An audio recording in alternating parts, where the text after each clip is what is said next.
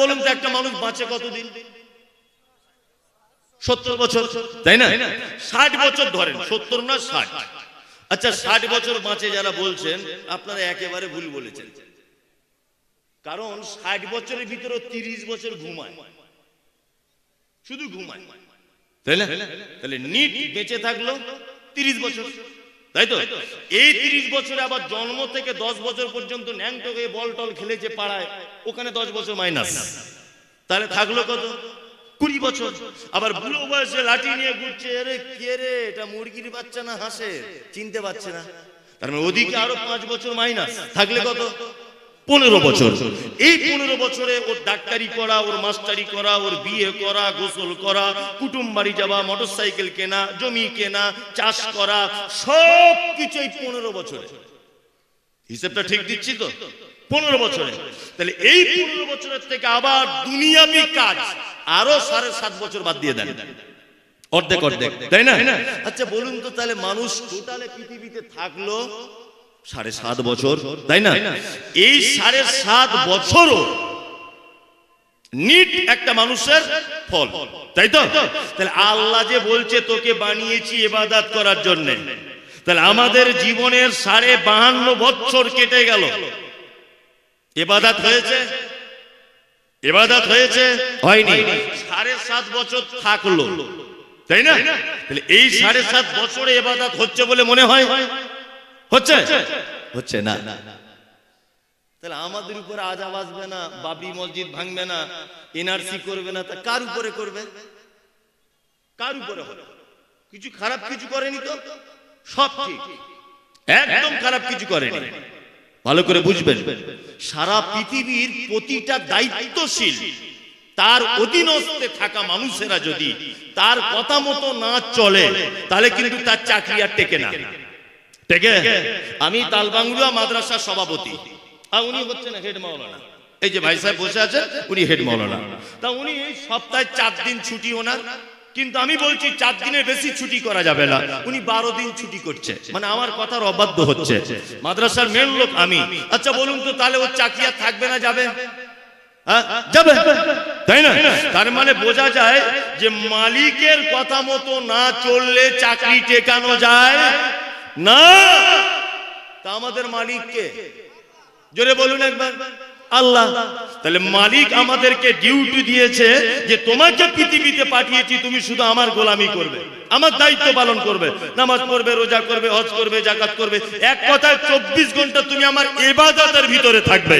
তাহলে আমরা 60 বছরে 52 বছর এমনিতে কাটিয়ে দিলাম, থাকলো 7.5 বছর।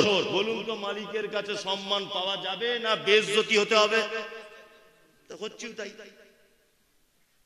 হচ্ছেই তো তাই, হচ্ছি তাই না? আশ্চর্য ব্যাপার, হচ্ছে আমরা তাই। ব্যাপারটা মিলে গেল, মিলে গেল। এবার আমাদেরকে বুঝতে হবে যে 52 বছর যে হেলায় খেলায় কেটে গেল, মৌলভী সাহেব তাহলে এতে আর ইবাদতের কোনো সুযোগ নেই? আছে। আপনি ব্যাপারটা বোঝেন না তাই। এক, পানি কোন হাতে পান করতে হয়? ডান হাতে। আচ্ছা বসে পান করতে হয়, 3 নিঃশ্বাসে পান করতে হয়, দেখে পান করতে হয়, বিসমিল্লাহ বলে পান করতে হয়, ডান হাতে পান করতে হয়, পান করা হয়ে গেলে আলহামদুলিল্লাহ বলতে হয়। আচ্ছা বলুন, আপনি যদি এই 6টা পদ্ধতিতে 1 গ্লাস পানি যদি পান করেন, এই পদ্ধতিটা কার? তাক বলছে আল্লাহ। কার? মুহাম্মদ সাল্লাল্লাহু আলাইহি ওয়াসাল্লামের। 1 গ্লাস পানি যদি মুহাম্মদ সাল্লাল্লাহু আলাইহি ওয়াসাল্লামের পদ্ধতিতে যদি আপনি পান করেন, বলুন তো এটা ইবাদত হবে কি হবে না? হবে। আপনি বলছেন 30 বছর ঘুমিয়েছেন, না, 30 বছর ঘুম আপনার ইবাদত হয়ে যাবে।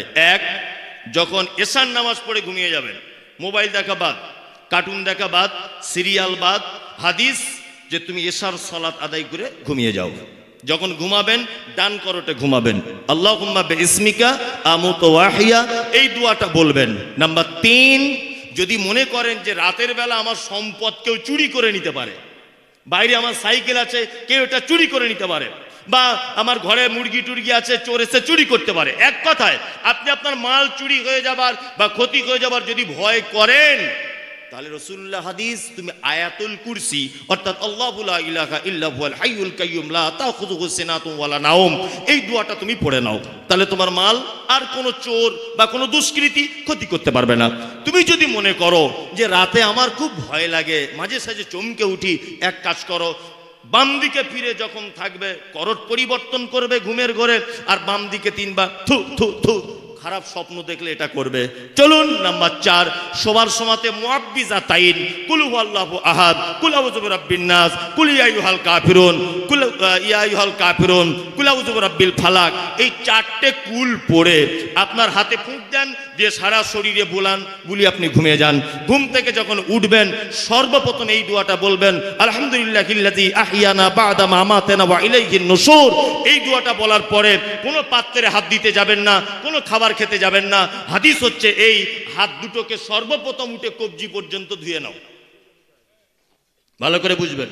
তাহলে এই যে পদ্ধতিটা ঘুমে যাওয়া আর ঘুম থেকে ওঠা পর্যন্ত বলে দিলাম, কোন মানুষ যদি এই পদ্ধতি অবলম্বন করে 30টা বছর যদি ঘুমাতে পারে, আমি মুমতাজুল ইসলাম বলছি, তোমার 30 বছর ঘুমানোটা ইবাদত।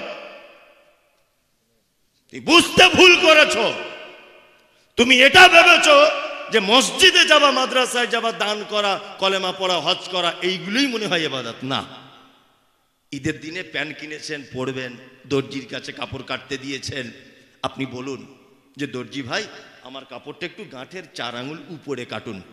দর্জি যখন আপনাকে জিজ্ঞাসা করবে কেন, এটা তো সেকালের লোকে করে, তখন আপনি বলুন গাঁঠের উপরে কাপড় পরতে বলেছেন মুহাম্মদুর রাসূলুল্লাহ সাল্লাল্লাহু আলাইহি ওয়াসাল্লাম, এই কারণে আমি গাঁঠের উপরে পড়ি।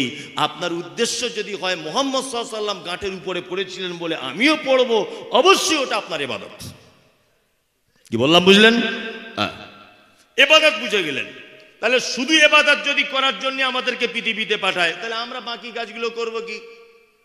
আর ইবাদত নিয়ে বা আল্লাহর কোনো লাভ হয়? আচ্ছা, কোনো মানুষ যদি নামাজ পড়ে আল্লাহর কোনো উপকার হয়? কোনো মানুষ যদি নামাজ না পড়ে আল্লাহর কোনো ক্ষতি হয় না। তো শুধু ইবাদত করে কি করবে? ব্যাপার ওটা নয়।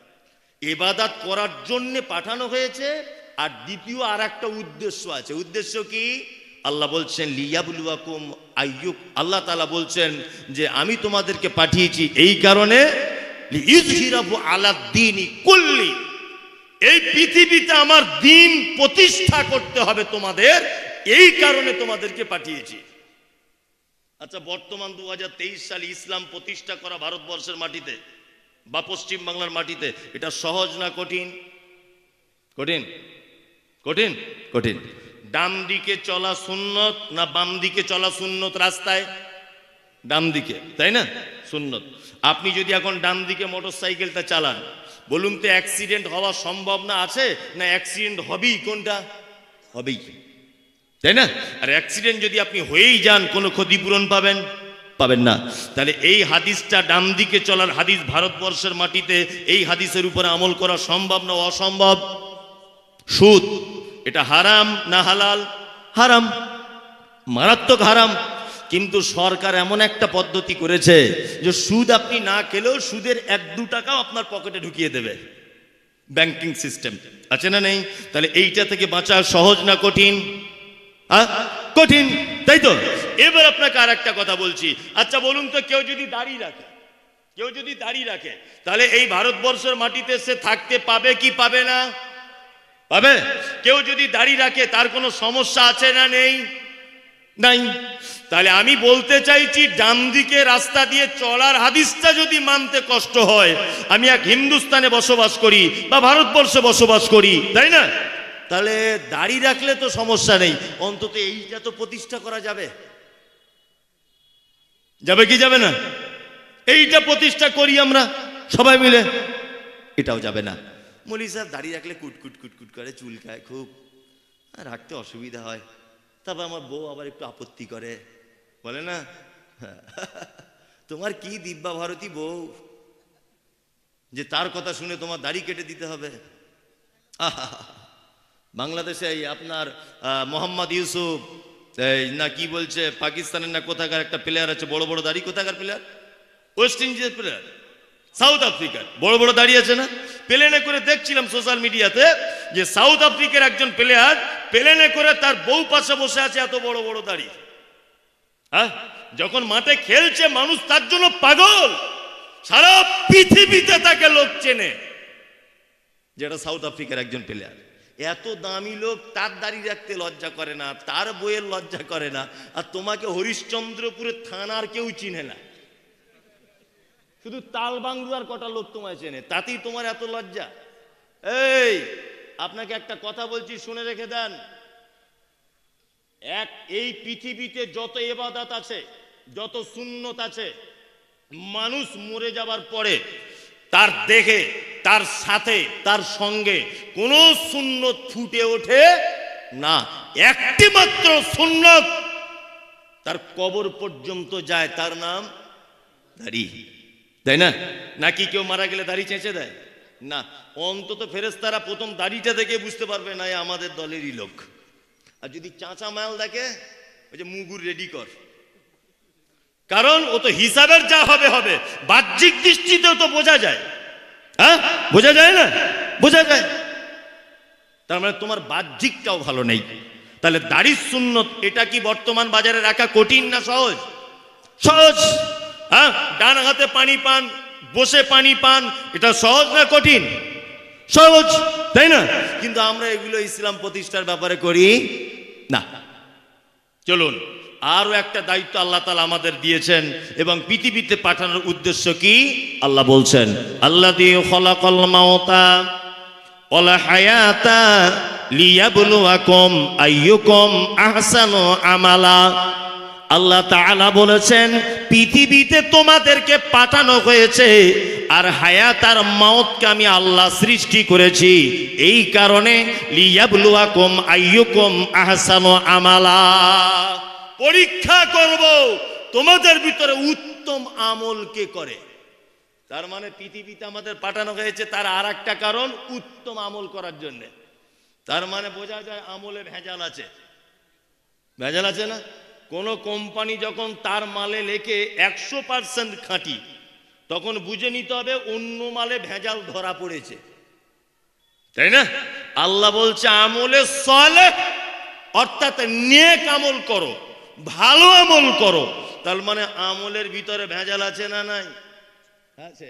আর আমলের ভেজাল কি বলবো, আমাদের ভিতরেই ভেজাল। ভেজাল নাই?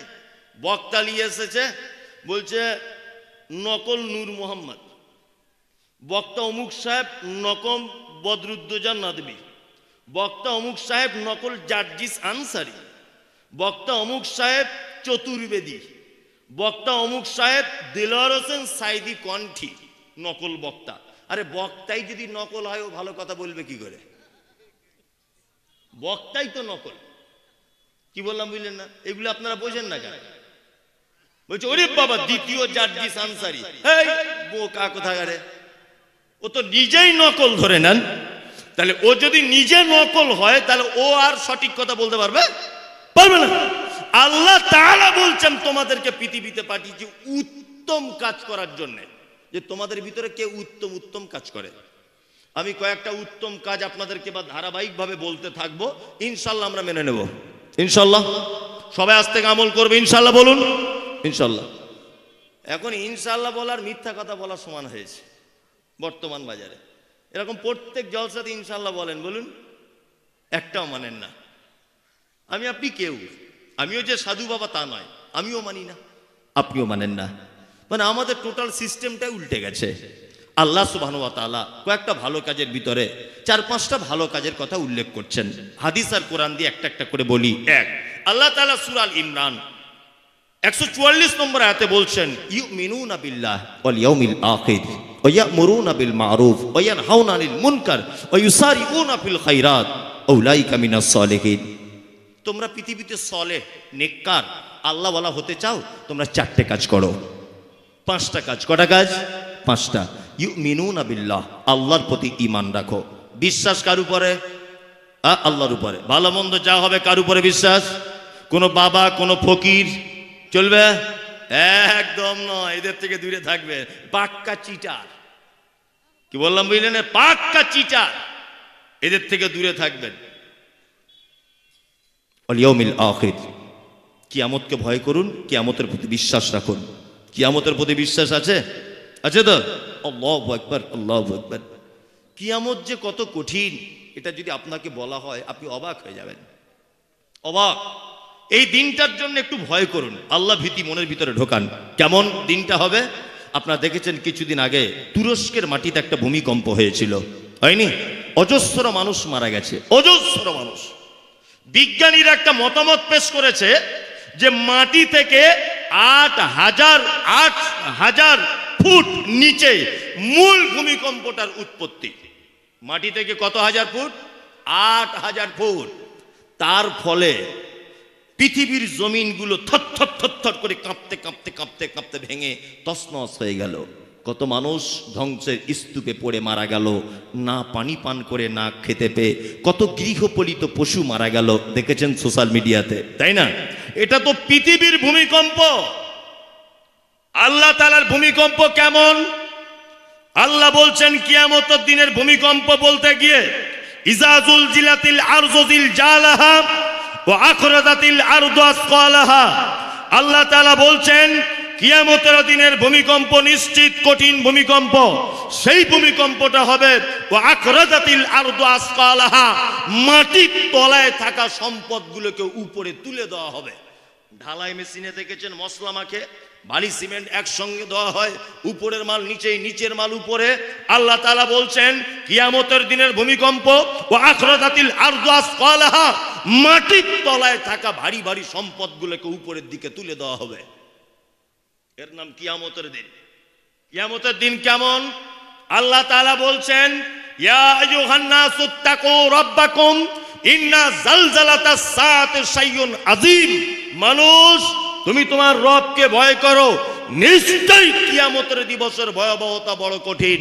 কত কঠিন? আল্লাহ তাআলা বলেন ইয়াউমা তারাউনাহা তাযহালু কুল্লু মুরজিআতিন আম্মা আরজাত ওয়া তাযাউ কুল্লু যাতি হামলিন হামলাহা ওয়া তারান নাসা সুকারা ওয়া মা হুম বিসুকারা ওয়ালাকিন্না আযাবাল্লাহি শাদীদ। কিয়ামতের দিবসের ভূমিকম্প দেখুন আর ভয়াবহতা দেখুন। এই যে লোকটা আমার পাশে বসে আছে, এর নাম সেলিম। আপনাদের এই দিকে আশাপুরে বাড়ি, বন্ধু মানুষ, বড় ভাই সেলিম। একে যদি আমি এখান থেকে একটা ঘুষি মারি এইখান থেকে, আর আমার ঘুষির ওজনটা যদি 50 ডিগ্রি পর্যন্ত যদি সীমাবদ্ধ হয়, তাহলে এ বেঁচে যাবে। এ কি হবে? বেঁচে যাবে। কি বললাম বুঝলেন? আর আমি যদি এই ঘুষিটা একটা মেয়ে ছেলের বুকে যদি মারি বা তার পিঠে যদি মারি, আর ঘুষির ওজন যদি 56 ডিগ্রি পর্যন্ত পৌঁছে যায়, তবুও কিন্তু ওই মেয়েটা বেঁচে যাবে, মরবে না। পুরুষ 50 ডিগ্রি পর্যন্ত ক্ষমতা সহ্য করতে পারে, পুরুষের থেকে মহিলা 6 ডিগ্রি বেশি ক্ষমতাবান, বেশি সহ্যশীল নারী, তাই না? আল্লাহ নবী সাল্লাল্লাহু আলাইহি ওয়াসাল্লামের আল্লাহ তাআলা বলছেন কিয়ামতের দিনে নারী। বৈজ্ঞানিক একটা তথ্য একটা মাঝখানে দিয়ে দিই, একটা কথা, পুরুষ মানুষ 50 ডিগ্রি ক্ষমতা সহ্য করতে পারে। বৈজ্ঞানিক পদ্ধতি হচ্ছে এই, বা তত্ত্ব হচ্ছে এই, যে মেয়েদের বাচ্চা হওয়ার যে কষ্টটা, এটা 56 ডিগ্রি। এই 56 ডিগ্রি কষ্ট যদি কোনো পুরুষ মানুষের হতো, অর্থাৎ বাচ্চা যদি পুরুষের হতো, বা এই সমপরিমাণ কষ্ট যদি পুরুষের হতো, তাহলে পুরুষ 3 থেকে 5 মিনিটের ভিতরে মারা যেত, বাঁচত না। মেয়েদের বাচ্চা হওয়ার যে কষ্টটা, এটা যদি কোনো পুরুষের উপরে চলে আসে, পুরুষ বাঁচবে না, কিন্তু মহিলা টিকে যাবে। আল্লাহ তাআলার ভাষা শুনুন, কিয়ামতের দিনের ভাষা। ইয়াউমা তারাউনাহা তাযহালু কুল্লু মুরজিআতিন আম্মা আরজাআত ওয়া তাযাউ কুল্লু যাতি হামলিন হামলাহা ওয়া তারান নাসা সুকারা ওয়া মা হুম বিসুকারা ওয়ালাকিন্না আযাবাল্লাহি শাদীদ। গর্ভবতী মা, তার তলার দিক দিয়ে বাচ্চা পড়ে যাবে, এত কষ্ট বাচ্চা হওয়া, মা বুঝতে পারবে না যে বাচ্চাটা আমার কোথায় গেল। এর নাম কিয়ামতের মাঠ। পৃথিবীতে সব থেকে বেশি ভালোবাসে মা তার সন্তানকে। মানুষ হোক, কুকুর, শ্রীগাল, বিড়াল, যাই হোক, মা মানেই ভালোবাসা।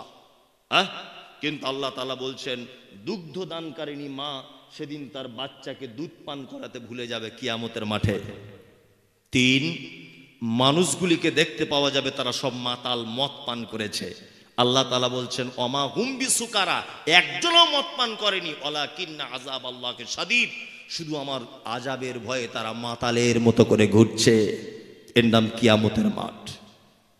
এই মাঠটা একবার ভয় রাখবো ইনশাআল্লাহ, মনের ভিতরে ভয় রাখবো আমরা। এটা আহলে হাদিস গ্রাম নাকি? আহলে হাদিস গ্রাম। এখানে পীরের ব্যাপারে বলার দরকার নেই, এখানে কে কোন দল এটা বলার দরকার নেই, এখানে ফকিরদের ব্যাপারে বলার দরকার নেই, ঠাকুরের ব্যাপারে বলার দরকার নেই। তবে আহলে হাদিস গ্রাম পীরটির এসব না বললেও চলবে, কিন্তু এখনো জমি ফাঁকি দেওয়া চিজ আছে, ওজনে কম দেওয়া আজও পর্যন্ত আছে, আছে না? হ্যাঁ, অন্যকে কি করে ঠকাতে হয় এটা জ্ঞান আছে, এটা তো অন্তত আমরা ভুলিনি তো। তাহলে এই ব্যাপারগুলো একটু একটু করে বলা দরকার আছে না নেই? আচ্ছা আচ্ছা, একটু সময় নেন, আমি সব বলছি, সময় নেন শুধু, তারপর দেখুন আমি কোন জায়গায় নিয়ে যাচ্ছি ঠেলে ঠেলে।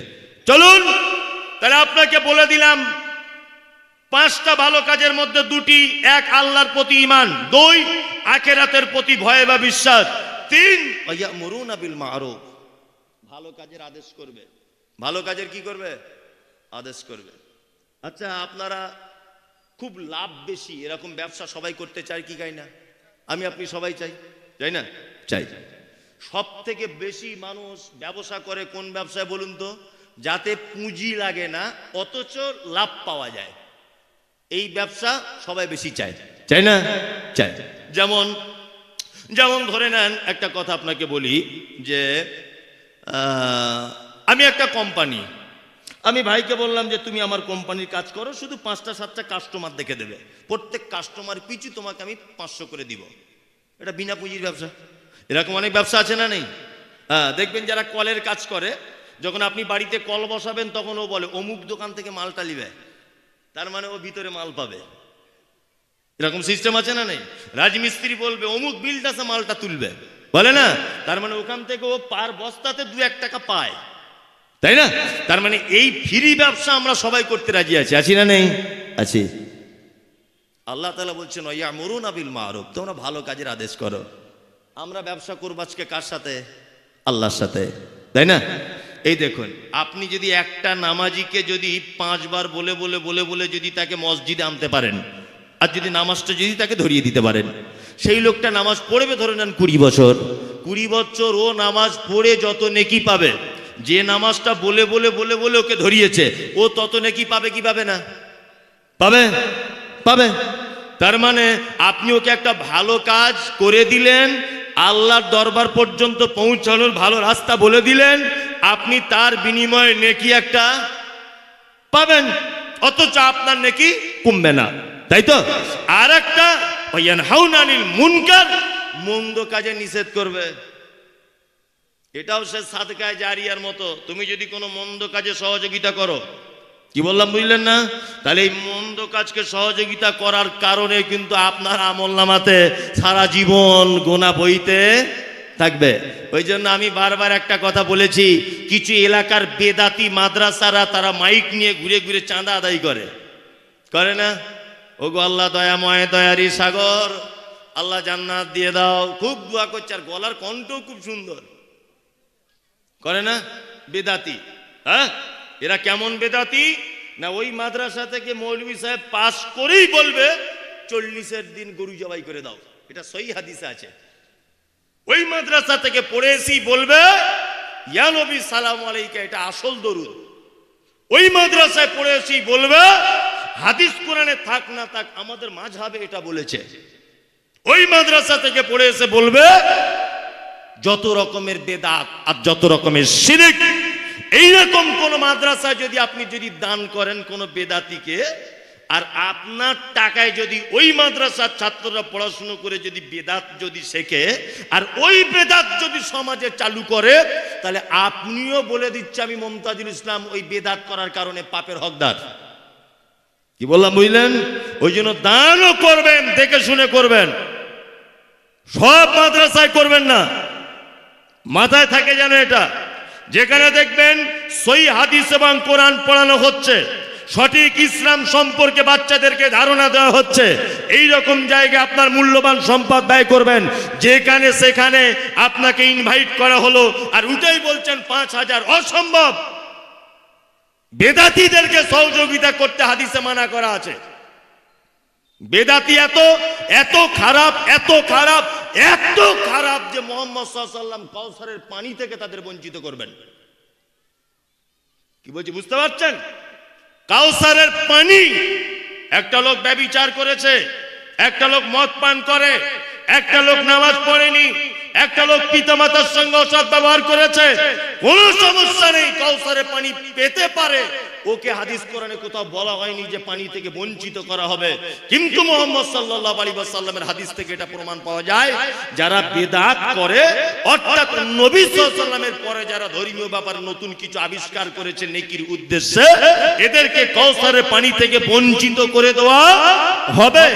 নবী যাদেরকে কাউসারের পানি থেকে বঞ্চিত করবে, সেই সমস্ত প্রতিষ্ঠানে 1 টাকা দিয়ে সহযোগিতা করবেন না। কি বললাম বুঝলেন? খুব সাবধানে থাকবেন। ওয়ায়ানহাউনা আনিল মুনকার ওয়া ইউসারিউনা ফিল খায়রাত। আল্লাহ তাআলা বলছেন ভালো কাজের জন্য দৌড়ঝাঁপ করো।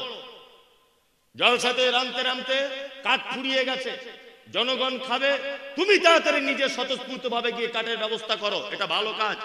বক্তব্য রাখতে রাখতে একটা লোক অসুস্থ হয়ে গেল, তুমি তাড়াতাড়ি করে তাকে হসপিটাল নিয়ে চলে যাও। আল্লাহ বলছেন ইউসারিউনা ফিল খায়রাত, যারা ভালো কাজের ব্যাপারে সবার আগে প্রতিযোগিতা করে, উলাইকা মিনাস সালিহিন, এরা হচ্ছে ভালো লোকদের অন্তর্ভুক্ত। কটা কাজ বললাম? 5টা। কটা? 5টা। ইনশাআল্লাহ আমরা মেনে চলবো। চলুন এবার দুটো একটা হাদিস বলি, আরো কয়েকটা কোরআনের আয়াত বলে দিই। ভালো কাজ, একটা মুসলমান আর একটা মুসলমানের উপরে হক কটা জানেন? কটা? 6টা। আর একটা হাদিসে যদি আছে 5টা, দুটোই সহিহ হাদিস, দুটোই। এক, ওরাদ্দুস সালাম, আমল করবেন এগুলো। এক অপরকে দেখলে বলবেন আসসালামু আলাইকুম, ইনশাআল্লাহ। সালামের প্রচলন চালু করবে ইনশাআল্লাহ। আপনার ছেলে তো শুনলাম আবার ইংলিশ মিডিয়ামে পড়ে, ও তো আবার শুনেছি ইংরেজি শিখেছে, ফটার ফটার করে ইংরেজি বলছে। চাচাকে সকালবেলা দেখি বলছে গুড মর্নিং, হ্যাঁ, সন্ধ্যাবেলা দেখালে বলছে গুড ইভিনিং, গুড আফটারনুন, বলছে না? হ্যাঁ, ভালো স্কুলে পড়ে, ওই জন্য ছেলে ভালো শিখেছে। আর ওর বাপ আবার হাতে করে ধরে রাস্তায় ঘোরে আর বলে এই চাচাকে গুড মর্নিং বল, তো চাচাকে গুড মর্নিং বল। এই তোমার মাথাতে কি গোবর ভরা আছে? বুঝো কম? তোমার ছেলে যদি একদিনে 1 লক্ষ বার যদি good good good good good good good good করেই যায়, ঘোড়ার ডিম 10 পয়সা দাম নাই, আছে নাই? মুহাম্মদ সাল্লাল্লাহু আলাইহি ওয়াসাল্লাম শিখিয়েছেন কি? আসসালামু আলাইকুম। আর একটা গোপন ব্যাপার বলে দিই, গোপন। আসসালামু আলাইকুমের বাংলা মানে কি? আল্লাহ তুমি তার উপরে শান্তি বর্ষণ করো। আপনাদের এখানে স্বামী স্ত্রী সংসারে ঝগড়া অশান্তি হয় কি হয় না?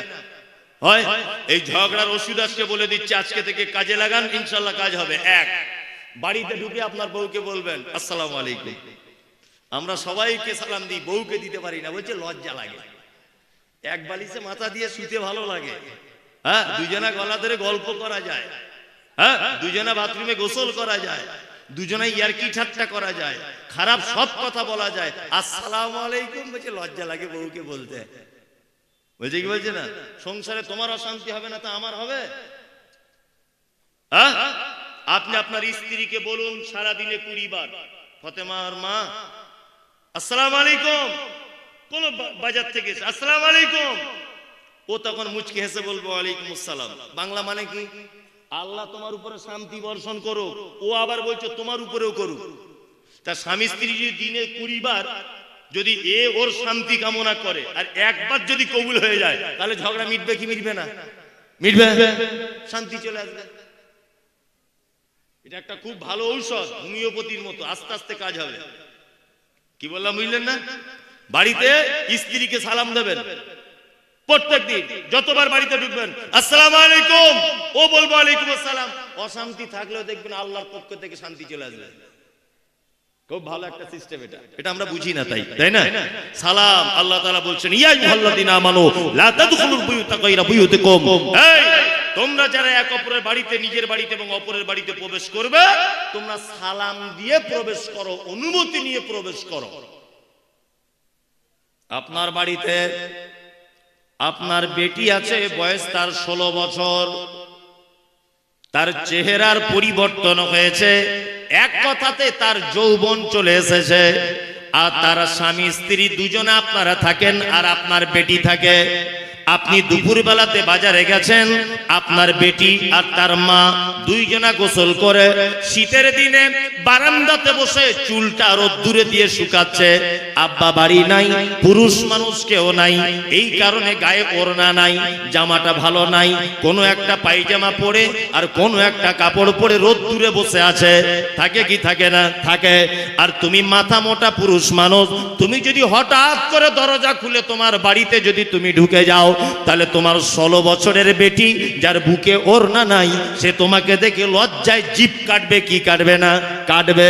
ওই জন্য আল্লাহ বলেছে, তোমরা নিজের বাড়িতে যখন ঢুকবে, অপরের বাড়িতে যখন ঢুকবে, দরজায় দাঁড়িয়ে বলবে আসসালামু আলাইকুম। ও ফাতেমার মা, আমি বাড়ি চলে এসেছি, দরজাটা খোলো। তোমার সালাম শুনে তোমার বেটি বুঝতে পেরে যাবে আমার আব্বা আসছে।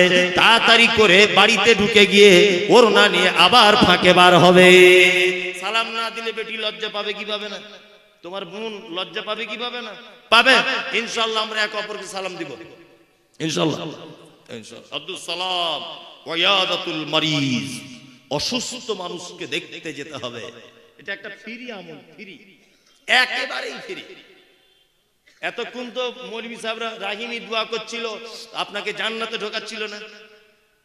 জান্নাতে ঢুকিয়ে দিচ্ছিল, 20,000 দিয়েছে, তেমন দোয়া করছে মনে হচ্ছে জান্নাতের জায়গা নেই, মানে ওকে ঠেলে ঢুকিয়ে দিচ্ছে আর কি। খুব দোয়া দিয়েছে, তার মানে যারা টাকা দেয়নি তাদের জন্য দোয়া হয়েছে, নাম করে হয়নি। তার মানে এখানে দোয়া নিতে গেলে কিছু মাল করি লাগবে, বোঝানোর জন্য বলছি। এইখান থেকে নেকি নিতে গেলে কিছু টাকা পয়সা লাগবে, আর আপনার 1 টাকা খরচা হবে না, আপনাকে কয়েকটা নেকি বলে দিচ্ছি। ফজরের নামাজ পড়ে এদিক ওদিকে না টাইম লস করে মনে মনে ভাববেন যে পাড়ার কোন লোকটা অসুখে পড়ে আছে, তার বাড়িতে যাবে। যদি ইচ্ছা হয় 2টো বেদানা নিয়ে যেতে পারেন, 2টো আপেল সস্তার বাজারে নিয়ে যেতে পারেন, যদি না নিয়ে যান কোনো আপত্তি নেই। গিয়ে তার মাথায় হাত দিয়ে বলুন লা বাসা তাহুরুন ইনশাআল্লাহ, ভাই টেনশন করো না ভাই, আল্লাহ তোমাকে ভালো করে দেবে, তুমি সুস্থ হয়ে যাবে। কোন ডাক্তার দেখাচ্ছ ভাই? না ফটিক বাবুকে দেখাচ্ছি। না ওকে দেখিও না, তুমি মালদাতে ওই রহিম বলে একটা ডাক্তার আছে, মুসলিম ডাক্তার, ওকে দেখাও। এই 2টো একটা পরামর্শ দিয়ে আসবেন, আর একটু তার গায়ে হাতে বুলিয়ে একটু দোয়া করবেন তার জন্যে। মুহাম্মদ সাল্লাল্লাহু আলাইহি ওয়াসাল্লাম বলেছেন, কেউ যদি ফজরের পরে যায়, তাহলে সূর্য ডোবা পর্যন্ত আসমানের ফেরেশতারা যে দেখতে গেছে তার জন্যে কল্যাণ কামনা করে, আর বলে যে আল্লাহ যে দেখতে গেছে তাকে আগে কল্যাণ দাও, তারপরে অসুস্থ মানুষের দাও। লস হলো না লাভ হলো? মেলাই লাভ, ওই যে মেলাই লাভ, তাই না? আর কেউ যদি সন্ধ্যাবেলা যায়, সকাল হওয়া পর্যন্ত আমরা যাই, দেখতে যাই, যাই না কেন যাই? যাই গ্রামের মোড়ল হলে যাই, ধনী মানুষ হলে যাই, তাই না? টাকা বেশি বিশাল, ওই লোকটা অসুস্থ, গ্রামের পঞ্চায়েত প্রধান অসুস্থ, সবাই দেখতে যাচ্ছে, যাচ্ছে না? একটা গরিব মানুষ রিক্সা চালিয়ে খায়, 3 মাস বিছানায় পড়ে আছে, কেউ ওর দেখতে যায় না, কেউ যায় না। এটা একটা বড় আমল, খুব বড় আমল। আবার কিছু কিছু লোক আছে এরকম কথা বলে, ও অসুখে পড়বে না তা কে পড়বে? জীবনে ভালো কাজ কিছু করেছে? হ্যাঁ, আল্লাহ দুনিয়াতেই দেখাচ্ছে হয়েছে, সারা ঠিক হয়েছে বলে কি বলেন অনেক লোক। 3 মাস 4 মাস বিছানা পড়ে আছে, তার কিছু লোক বলছে কেমন বুঝছিস মামু, হ্যাঁ ঠিক হয়েছে বলে কি বলে না? এই পাগল, এরকম বলতে হয় না। যার পরীক্ষা যত কঠিন তার ফলাফল তত উত্তম। কি বললাম বুঝলেন? একটা লোক 5 বছর বিছানায় পড়ে আছে মানে ভাববেন না ও মারাত্মক কোনো পাপ করেছিল, এটা নয়। ওর কঠিন পরীক্ষা হচ্ছে মানে ফল ওর খুব উঁচু, আপনার থেকে বড় জান্নাত ওর জন্য অপেক্ষা করছে। কি বললাম বুঝলেন? কোন মানুষ বিছানায় পড়ে আছে মানে তাকে আপনি বলছেন ও মনে হয় কোনো গোপনে পাপ করেছিল, না, ওর ওটা পরীক্ষা চলছে। আর ওই লোকটা যদি একটু শুধু ধৈর্য